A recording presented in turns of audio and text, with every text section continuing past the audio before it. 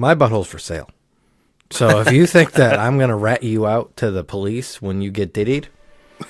Next time, give it loud for Anthony Eugenio. We're going to have the next time. Very funny. Wayne Russell, everybody. Welcome to the Open My Pain with Anthony and Wayne podcast. I was watching TikTok lives of the hurricane. I would love to be in a hurricane, but not when it's dangerous. I'm too much of a pussy for that. But I would love to know what it feels like to have the 165 mile an hour winds, minus the hail. I don't want to get hit with hail. The rain I'm probably good with too, because just regular rain sucks on this fucking bald head. But by the time you describe this hurricane, you're going to be talking about a sunny day. You're like, I'd like it if there was no clouds. If I just sit down in a nice chair in the sun, not too sunny.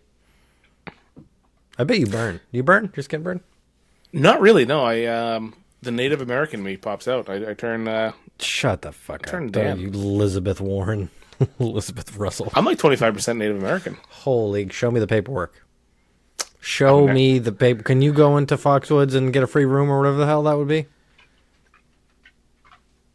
Probably not. No, Damn. I don't look like it, but I am. Yeah, just on one side, just from my one grandparent's side, I'm 1/8. But your grandparent would have to be 100% for you to be 25%. That's why I said 1/8. I had one grandparent who was 50%. We said 25% earlier. No, I said 1/8.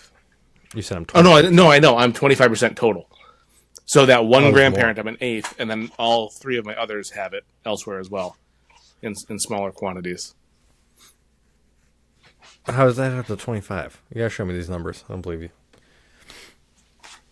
Show me spit into a container, send it to the company, send it back to me. I want to see what you got. Oh, if I ever commit a crime, then I'm fucked. I'm not doing that. If you ever commit a crime, you're fucked. I don't think you're saliva for crimes. What the hell are you talking about? No? Well, no, they swabbed inside your cheek. I guess you're right. I mean, I think it has to be if you're like... Yeah, I was about to say, if it was like a crime of passion on a lady, then they'd probably do that. I'm like, yeah, that's exactly what you would do. For sure. No, I'm pretty sure they've used like 23andMe to catch like the Zodiac Killer or something like that. Not the Zodiac Killer, but like that type of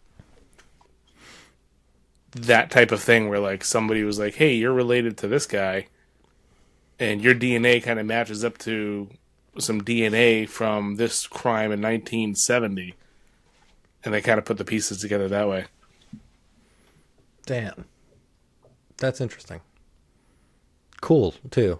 I know the Golden something killer. He's like the latest one. Pat Oswalt's wife was chasing him. Oh, yeah. The Golden State Killer? Yeah, there you go. They found him by going through his trash and getting DNA out of it. Isn't that crazy? That is weird. I listened to a podcast about a bunch of different serial killers. I had to stop because I started getting paranoid. But I love that shit. It's very, very interesting to me. You're such a pussy. I honestly, I was getting paranoid. I was literally going through like 2 series a week, and it was like the middle of winter a few years ago, and we had like this wreath up on the door, and the suction cup thing or whatever fell, and it was up by myself. It was just like a really quiet winter night, and it fucking fell in between the doors, made this loud bang. I jumped up. It was a whole to do. I was like, yeah, I gotta slow down. I remember being 12 when that kind of thing, I would think about the stuff like that. Yeah, and, I was 35. It was horrible. Yeah, no, I remember like when the first Paranormal Activity movie came out. I don't know why that movie scared me so much, but I went and saw it in theaters. Because it was like so real. I know, yeah, it felt real. Exactly. It was one of the first ones before it was tacky. And then I slept over at my friend's house that night, and his fucking brother would sleepwalk, and he was like 9, and his house was pitch black, and I was in the kitchen. I walked to the hallway, and the kid was just standing there with his eyes closed. I almost punched him in the face as hard as I could. That's a weird thing that we stopped doing as we get older, as sleepovers. Yeah, I was in a band with him, so I lived on a couch, and we played music. It sucked. Dumb. Yeah. My back. So how weird would that be? I mean, obviously you have circumstances where it's like, oh, okay, I'm going to sleep on your couch or whatever, but You don't have sleepovers where like I'm sleeping in my bed and Anthony's got a little sleeping bag on the floor there with his pillow. I know, We're playing watching Mario Kart till scrambled 3 in the porn. morning. Well, one of us had wanted an instant night. Jesus Christ! All right, so what are you? What has the last couple weeks been like for comedy for you? Last week was quiet. This week became very busy for me. I get that show on Thursday for Nick Powell at the Nan King in Hudson, New You Hampshire. mean last week? This already happened. Well, yeah, it All would be this- last week. It would be 5 days ago at this point. And then on Saturday is our OMP production show, or was, and that went off without a hitch. That was a fantastic show. So good. But we lost a member. Unfortunately, on that, we lost a member. We had to replace yourself. We'll get into that in a minute. But we replaced him. We replaced Anthony with Carlos Z, who's one of the finalists going to be competing against you and me and Jacques and a few others on this Friday. From when you're listening now, this Friday coming up. He is more of a Charmeleon to my Charmander anyway, so you're getting an upgrade. He's definitely much more charming. 100%. That's like maybe 1,000% more. Yeah. But it was definitely. it was kind of nice because I was about to reach out to him, and he actually messaged me on Facebook and said, "Hey, are you available Friday?" Friend of the show, huge piece of shit, Richie T, is down in Florida, and I don't know that he's going to get up in time. So I was able to make that happen. Yeah, I hope he's okay. I was like I said, I was watching some of that shit earlier, but Is Florida the one getting hit the most, or it's other like Tampa. states? Tampa. Yeah, I think Tampa's like the epicenter. Dang. But yeah, so I got Thursday, Friday, Saturday this week, and Wow. so- Triple header. Carlos gave me a spot, I gave him a spot, and it's gonna be a good week for me. Why were you not at the OMP show for the second time? You fuck. I'm going to be there, right? I'm going to set up the stuff, and there is a chance that I can come steal some of my time back. Who knows?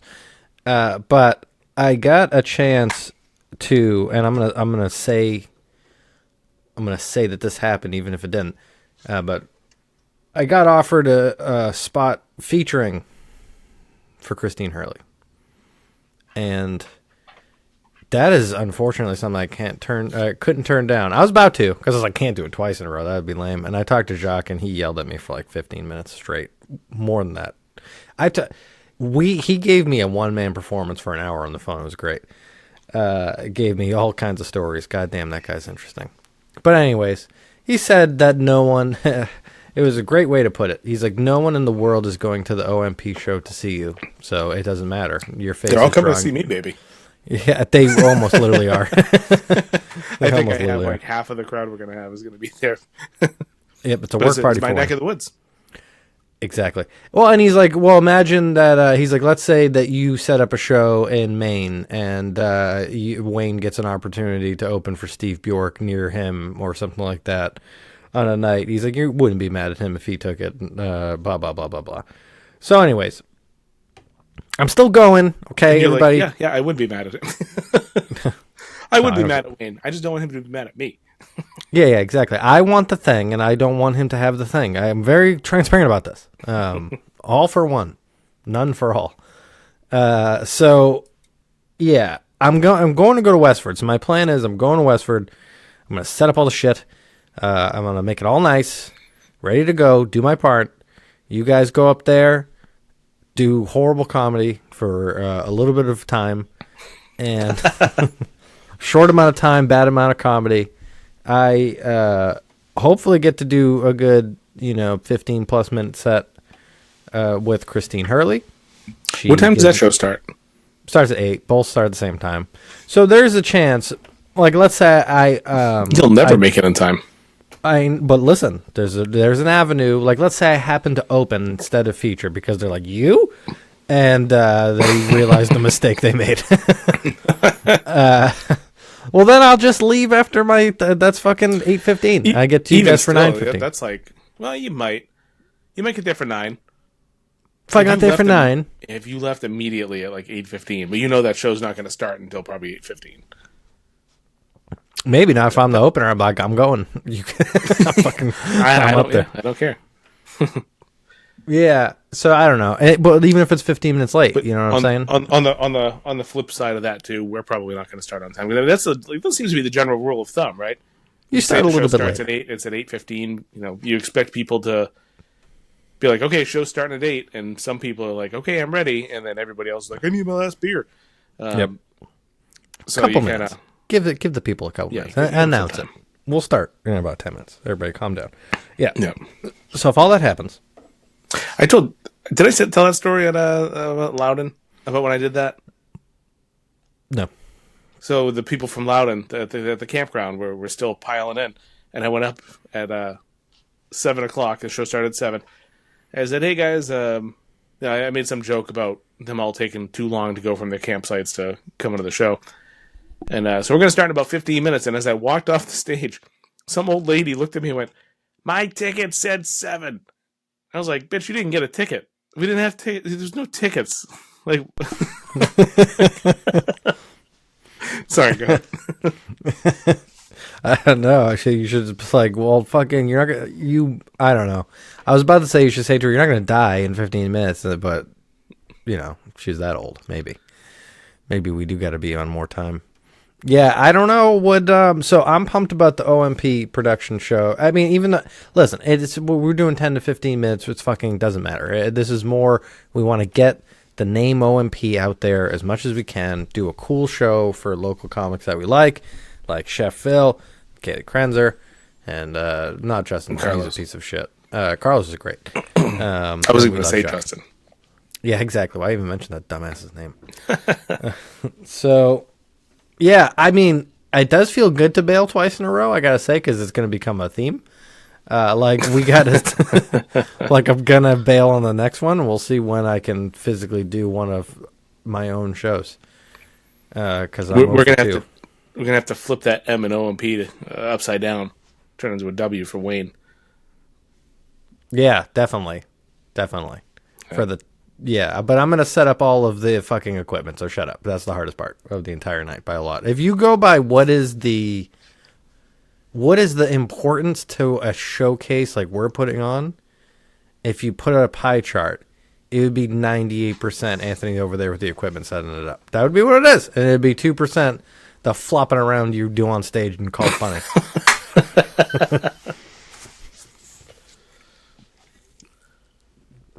Still want to turn that M around, you pussy.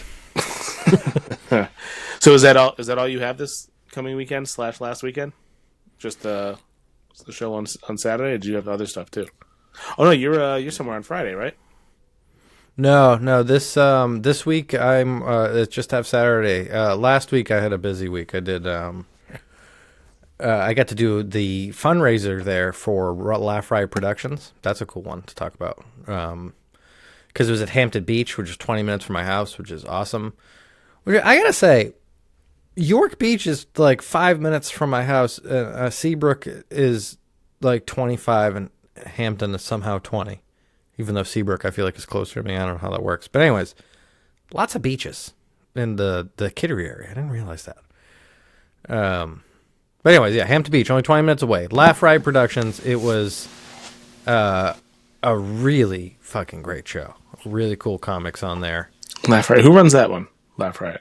Mike Smith. Oh, this is Mike Smith. Okay, yep. Yeah, so you're doing he's going to be watching your ass on October 20th. October 20th, yeah. There's a lot of great people on that, too. I'm excited for that one. I'm excited for the hang on that one, because everybody on that I have seen so far is incredible. I mean, it's me, Jacques, Justin, Dan Cronin got added onto that. I think Lauren Sims is on it. Jake Gillespie's on it. Cam Morton's on it. Is that Trevor? Yep, Trevor Nutt's on it. I think Richie T's on it as well. But yeah, I mean, dude, that's going to be a lot of fun. Those are all the people I love. I know. I'm jealous. Yeah, so Laugh Riot. Hampton Beach, fundraiser for hockey team. So I went in and I was like, how old are the hockey players? First thing I asked. And they were like, 8 years old. And I went, are they going to be here? Which is dumb because it was at night. I love that.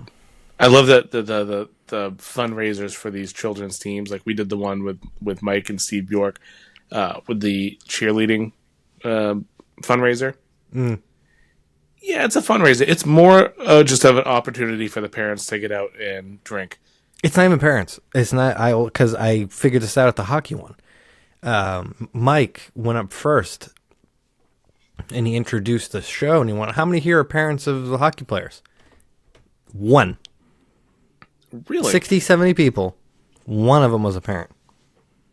I don't know. I think they just buy tickets to a comedy show, and it's for a fundraiser. I don't know what it was. It was weird. That might be some Diddy shit, dude. I don't know. You can, all right, let me put this out there. My butthole's for sale. So if you think that I'm going to rat you out to the police when you This get one? diddied. Yeah, exactly. You thought this was a crosshair? Mm-mm. This is money. That's what that is. It's money. Anytime you need, cash out that equity, baby. Yeah, so that was really cool because it was almost like an audition type of thing because I had to go. I talked my way into going. I wanted to be on Mike Smith's show for a long time because he does really big, not only fundraisers, but he's got awesome rooms. All of them on the seacoast near me, so he's kind of the guy that you'd want to be to around here. Along the same kin as like a Jim McHugh who does a lot of stuff around here as well. Mm-hmm.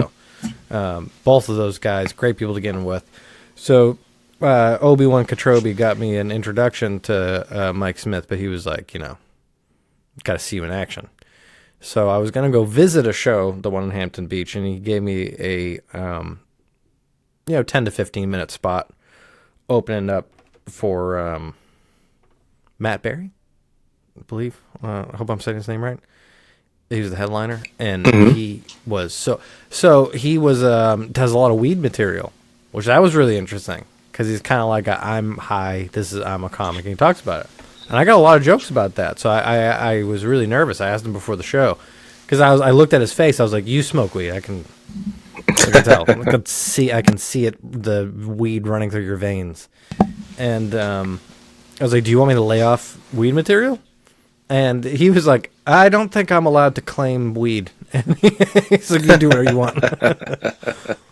So that was a nice thing to hear because I mean he also fucking crushed. It was really because it was a room of where I'm like, all right, this guy's around our age. He's doing weed stuff, which we're both nervous about my weed stuff sometimes because I don't know if it's gonna turn. It's never turned people off, but I don't know. I feel like it has the potential to. You mentioned that before as well. Yeah, maybe in certain ones because we've been doing. We're doing shows that are not for comics, and a lot of comics would smoke weed and probably find it hilarious. And I think there's an age range where they all smoked weed back in the 70s. But I think there's an age range somewhere where it's like taboo, Might be. Yeah, and this was a really cool one because it was a bunch of different ages and he crushed with weed material. So it was cool to see a headliner do that. Yeah. How do you feel? I love this. Like, no matter how good you feel like you do on a show, like any show, give like your best performance, and then go watch somebody like that, or like a Steve Bjork, or Mike Atrobus, Christine Hurley, you name it, Tony B, and just so like you work so hard for all of those, every fucking chuckle, and you go up or you sit back and watch those guys do it flawlessly. It's like they're just flowing through life, and the laughs are just coming. It's I don't want to say it's something to look up to for sure, but it's an interesting feeling. Yeah, I can feel the hubris from doing a couple closing sets now, of feeling so comfortable up there. You kind of get in that like, the show's gonna go good because I'm gonna make it go good because I'm the last one. I'm going for it without any of the skill. So they obviously go up there and they flawlessly execute that plan. But I do think that there's a huge advantage to being the last one on a set when you're doing a headliner set, especially if it's billed for you and they mention you a couple times before you go up and blah, blah, blah, all this kind of stuff. I really think that people are buy in easier. I don't know if it takes 2 to 3 jokes to get bought in. Might just they start listening to you right away. Yeah, we've talked about that in the past with multiple guests as well, but there's that stigma that the earlier in the lineup you go, the worse of a comic you are, which is false. But by that same token, if you're the last one on stage, everybody's going to assume you're fantastic, and I think you're right. I think you do get a bit of a leg up in that sense.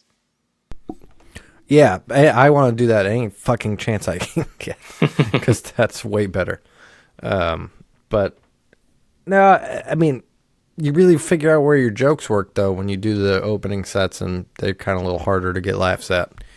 Because like I would have never had this is 10 minutes opening. This is 10 minutes featuring. This is we're not featuring. This is 10 minutes, in the middle of a showcase. This is 15 minutes opening. This is 50. I would never have differentiate sets like that. I would just do the way I thought the jokes would be funniest. But going first and hosting, I really got a lot more perspective on how you have to, address a cold crowd. There are jokes that you can address a cold crowd with. There are jokes that you shouldn't address a cold crowd with. And then there are, and when you're in the middle of the set, if someone is coming off a high energy, it's probably good to have a set where your first joke's higher energy too, so you can match them. It's all about fucking riding the wave. Did you watch the, I know you did, the Vince McMahon docuseries? Yeah. So good. So we've talked about it before. I've been on this wrestling kick. I kind of stopped watching the up to date episodes, but my feed is just filled with like old Attitude Era and prior stuff. Stuff I grew up watching. And I was watching that documentary, which we could talk about that. But I was kind of looking at some of the performances of the wrestlers, and watching some of these old matches in my feed and stuff, and kind of relating it to stand up. In a way, like they're putting on a performance, we're putting on a performance. And I was just thinking, like, how much harder that is. Like they're talking about getting spots. Like, yeah, I got my first spot at WWF and whatever, and like that's like kind of like what we're doing in a way, right? You get excited, you get a spot with Mike Katrobis, or Jim McHugh throws you on something, or you get wicked excited. And that's like your time to shine in the big leagues, so to speak. Well, we haven't had to poop on a lady's chest yet, so maybe that is true. I thought that's how you get your spots for the WWF. Yeah. So here's this documentary really awakened something in me, and not a boner, even though it kind of did. It is that I didn't really understand why I didn't like wrestling anymore. Because I was like, wrestling is wrestling. I never understood eras. I heard Attitude Era a bunch of times, the name, but I never knew what that meant. I was like, I don't know what the hell that means. I never thought about it. It's just something in the air. And I realized that they were really wrestling forever. Besides almost that era, was geared more towards children. There's characters, now would be like the whatever Hornswoggle, little leprechaun looking guy. Mm-hmm. Like all those type of like things that I hate. That's why I don't watch wrestling anymore. I'm like, oh, it's not for me. It's for kids.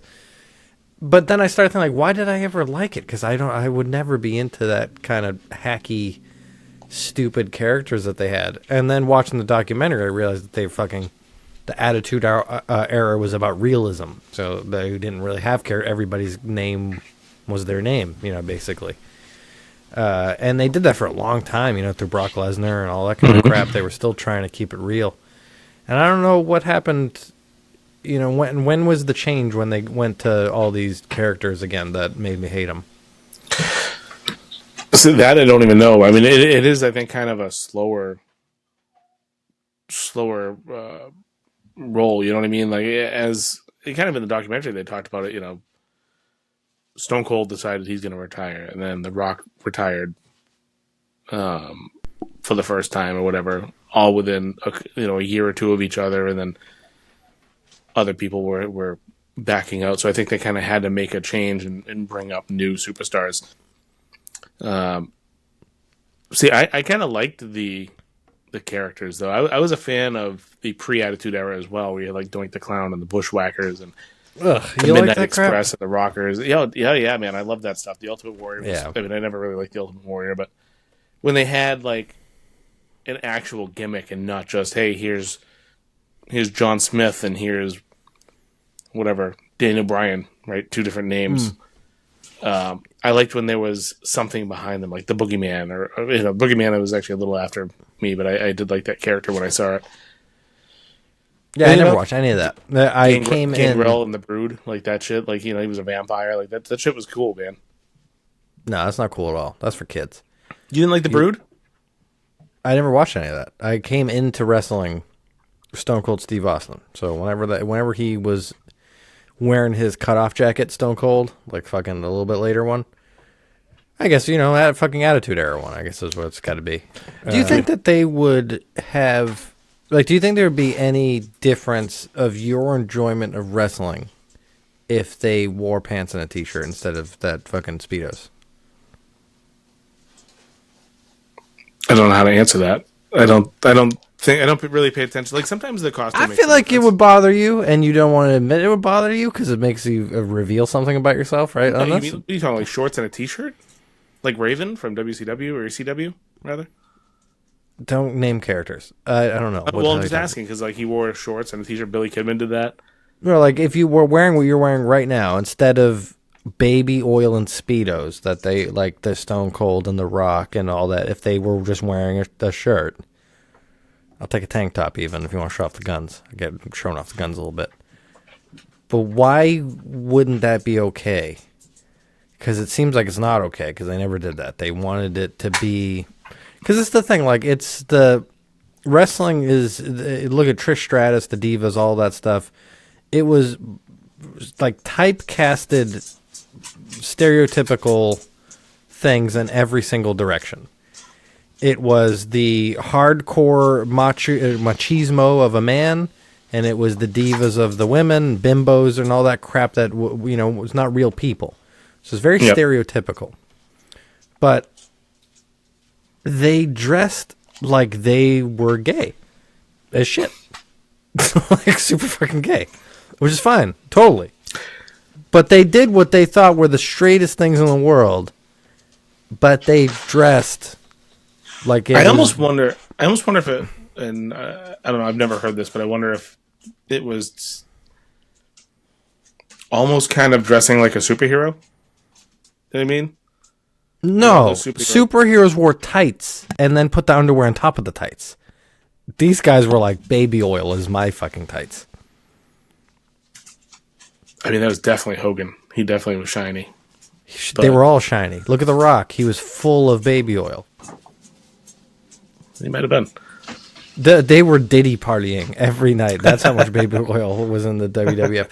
I'm not, because listen, I'm not saying it's an indictment or anything like that to do that, but you can't like flirt with Trish Stratus while you're wearing that stuff, while you're wearing fucking the knee-high boots and a Speedo. How are you gonna flirt with Trish Stratus like that? Doesn't make any sense. But we block it out, which is so weird. Because we watched that, I never thought about that when I was a kid. You never thought about it, really, right? But, like, think about it for a second. Look at them. Imagine a guy was sitting on the street and he was dressed like that. All right, so it's funny you mentioned that because there was something that came to mind when I was watching that documentary. And I've seen videos of this before. There's times where Stone Cold had his boots on, his tights, which, he just had, like, the underwear tights, right? And a t-shirt. Now, normally he would wear the knee braces, so he'd have like things covering. But there were a few times they showed him on, standing up in the corner, and he just had the boots, the underwear, and a t-shirt. And I got a little uncomfortable. I mean, he kind of looks like a toddler running around a room. They all look ridiculous, every one of them. And listen, I get it because it was something that came from, let's call it the 60s, I don't know, maybe even before we're talking when wrestling started with all that crap. And they were all secretly fucking each other back then. That's what wrestling started. I almost wonder if it was kind of functional. Or trying to be functional, you know what I mean? Yeah, for when you want to have discreet sex with people you can't say it in real life, but now it's 2024, you can. Like, no one's going to persecute you anymore. You can just go bang a dude. It's totally allowed. And back then it wasn't. So they would just dress like they were like about to do it. And they'd be like, this is because it's functional for wrestling, like Wayne said. But now, we don't need that anymore. Like, you could dress normally and make me feel more comfortable watching it. Like, listen, I saw with my eyes a big giant Samoan man, Rikishi, wrestle two greased up little munchkins, and he shoved one of them up his ass. Rikishi used to be like a high flyer. What do you mean? It's a high flyer. Like before he was Rikishi, he was in the Head Shrinkers, I think, and I think he was a little more of an agile individual. I think he was doing shit off the top ropes and stuff. Well, and not like when he was on top of the cage and he did like the belly flop off the top. Like I think he was doing some like crazy shit back in the day. I could be wrong on that. We'll have to ask Lloyd, but I'm pretty sure that's the case. Wow. And well, then fucking Domino started delivering or something. He fucking went off the rails. And he has two sons now that are very popular in the WWE. Really? Yeah. If I'm not mistaken, Rikishi? I think it's Jimmy and Jey Uso. Yeah. Wow. Pretty sure they're Rikishi sons. Do they jam their asses in people's faces? No. I think they're both pretty fit. For now. Stink faces in their future. It was cool to see Vince McMahon did not like, that's just a character, everybody. This is just a character. Like, this is not. And then every wrestler was like, that's exactly what he's like. Yep. He's like, oh, fire! Fucking kissing the tits of wrestlers. The best was, oh, I forgot about this. He was like, this is just a character, right? So everything I did with Mr. McMahon is totally not what I would do. So that one storyline where I made my wife act like a vegetable where I banged Trish Stratus in front of her was totally not me. It was him. And that's so funny that he did that. That he was just so unapologetically evil for so long. And I still love him. I don't know what he could do. Everybody does. That's the thing. I mean, he was obviously a horrible human, but I mean, boy, did he provide worst some crazy entertainment. Provider for 100%. Here's the thing. He paid $12 million in hush money, and they didn't hush. That's they did not hush. $12 million that they know about. Yeah, he was doing this the whole time. Think of this is the kind of person he is. Owen Hart falls, splatters all over the canvas. Yep. They do the next match. They do the next. Have you seen the videos of like Undertaker? Like I think he was the first one in the ring. No, it was. I saw who it was. It was some other people, but the lady was crying, cutting her promo before she went in there. Deborah something. I don't know. I feel like you would know. Well, I saw the promo of Jeff Jarrett. Was the lady with him? Yeah, the lady with him. Yeah, that's Deborah. I think that might have been Deborah. But Deborah. There's a video of Undertaker, and I maybe they weren't the first match, but he's in there, and you can see the blood splatter, and just like you could see the horror on it. So like the sadness and the horror was horrible. Yeah, he was looking at it. He looks over at it, and they're like, they're wrestling and shit. And, and you know what Vince McMahon said about that? He's like, scene. the show has to go on. He's like, that's what he's like. It's he's like, if he like, he's like, if the lights were on and everybody saw it, then I guess we couldn't do it. But the lights were off, so who cares? We could just do the show afterwards. And they're like, well, a lot of people saw him splatter all over the ring because he fell like an eagle from the fucking sky. I'm living in darkness now, I'll tell you that. Yeah. Yeah, I don't know. He's so and then he's so evil that he put black hair dye in his hair completely last year, and a pencil bar mustache. He looked like the Addams Family dad there. And he did a press conference about how evil he was. It was so good. He's the biggest supervillain of all time. He could be. I mean, with that kind of money, like if he had that personality and like the brains of Elon Musk, I think we'd have a lot of problems. Like, we'd be in a big trouble. Well, I mean, he kind of got some big brains. He sold a person, or whatever that lady was. She was like in Brock Lesnar's contract. It's just crazy. Did you hear that? Yeah, I remember that part of it. That's awesome. That's fucking. You're just like you. I don't know if awesome's the word. I don't think awesome's the word. It is awe. Like I am like holy shit that he was like. You get to a point, right, where you buy a Lamborghini every day for a month, and you're like, man, this sucks. I can have anything I want at any time. It's not like I don't get the juice, and we're going to it. And then you're like, how do I buy a person? And you eventually like do it casually all the time. Like, man, could you imagine being in that headspace that you're like, that's the only thing that gets the juice going? What a crazy world that must be. And all the steroids.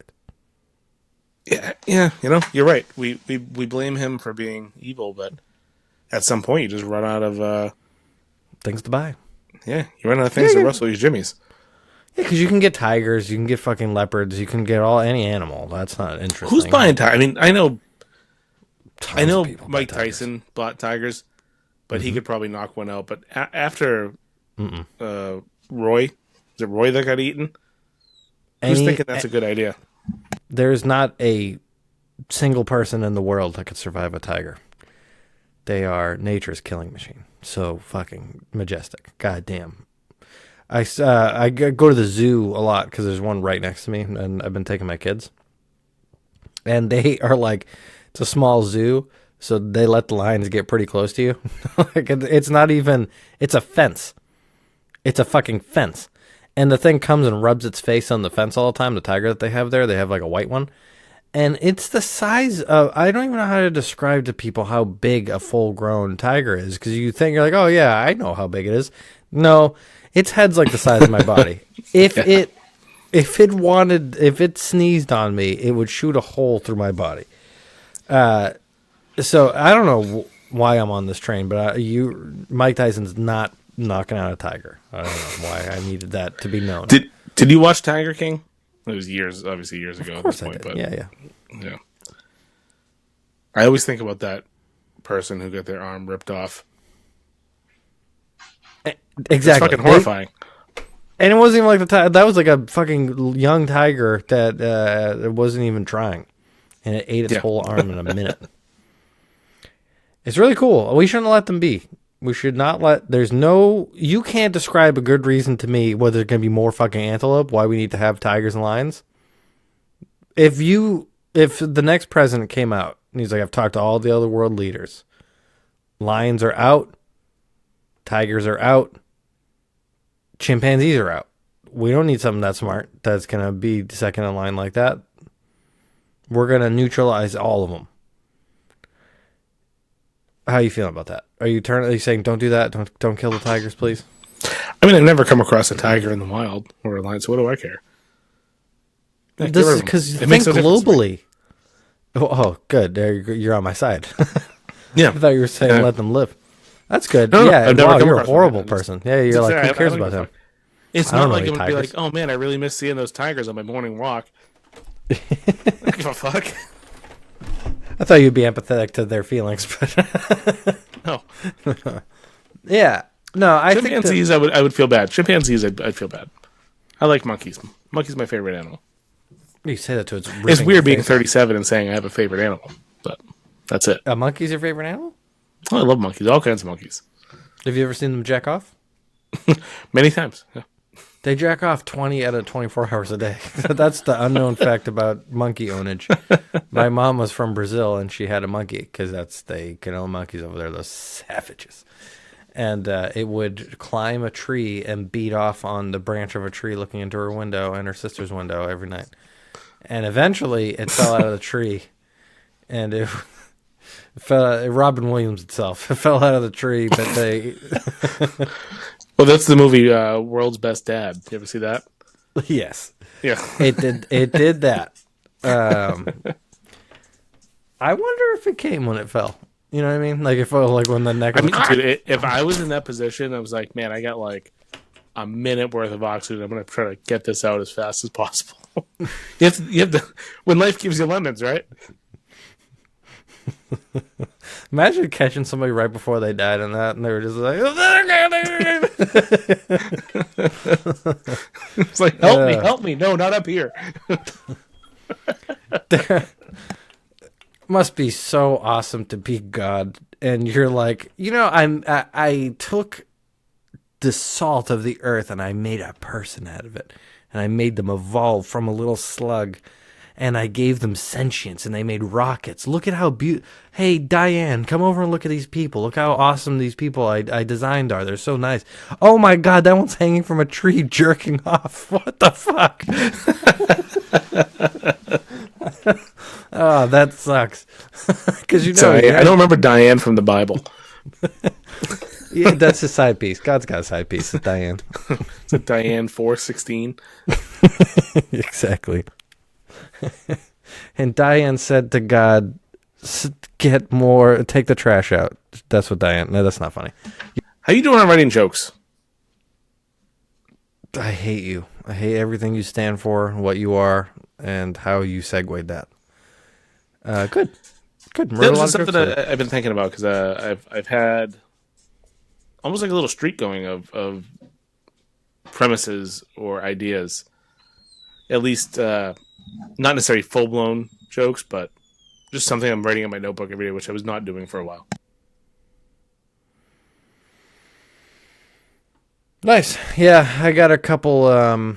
So we went to the Fox and the Hound on Tuesday, and I did 3.5 out of minutes of new stuff, or stuff that I pulled out of the old book, and that was really nice because I had one about my mom getting the internet for the first time, and I was really afraid. I asked like every comic in the room, like, "Is this too much?"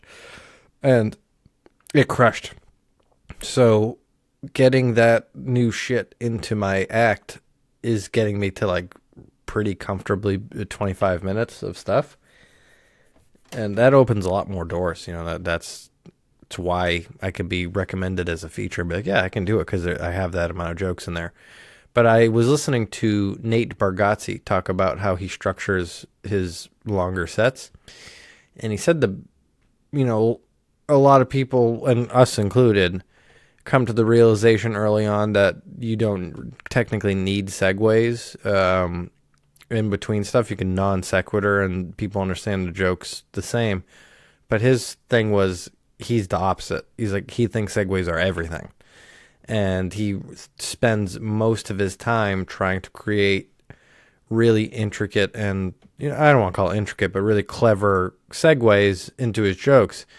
And he says not only does it make his act stronger, but it also allows him to remember his act. Because he's like, if I do my segues properly, there's only one place the joke can go afterwards. So I'll never forget what the next joke is. So it helps me do the long jokes. He's like, because I once I get into the end of the joke and into the segue, I go, only this can be next. So yeah, that's what I'm trying to focus more on that kind of stuff. That's why I love segues, for that exact reason. It helps me remember my shit. I wish I could remember easier without that. But my set, I got that show tomorrow, and I'm trying to put it all together, and I'm like throwing in a couple things that don't really fit into my normal 10 because I want to do them at a real show. And I don't want to say I'm nervous about remembering how that goes, but it's going to be weird not doing it where it seems to flow from A to B to C to D to E. Yeah, definitely. And, that's where I forget my jokes the most, I would say, is when I'm doing stuff like that, where I'm like, I'm going to try a new version of this with a couple new jokes in it, and it's not the same segues. It is kind of always when I forget something. That's when I do that. Yeah, I mean, we talked about this before. The way I've been remembering my sets, because I know the jokes. If you told me what I named one of my jokes, I could just say it. So I've been trying to memorized not the set per se, but the names in order of how I want to do them. So if I can remember that, then I'm usually pretty good. Yeah, that's how Pretty I've nice always little done hack it. for me. Yeah. Day one is how I did it. Well, the important one that we should fucking mention, the important date coming up is October 18th. So outside of this, come see me and Wayne. This Friday, we're competing in the finals of the Wicked Funny Comedy Contest. That's going to be awesome. And come see us. And then outside of that, there's a million dates that we're doing. I'm going to be in England doing a date. Come see me in England. How about that? Fly, get a plane ticket, fly out there. UK. Yeah. Sophie Noakes, We'll have to love you talk there. about that after, because I'm really curious how that's going to go, being in a different country. And, we talk about just going to Boston and how much different it is from everywhere else. So a whole different country is going to be incredible. Definitely. And remember, everybody, it's been a worthy step for the quest for laughs. Bye.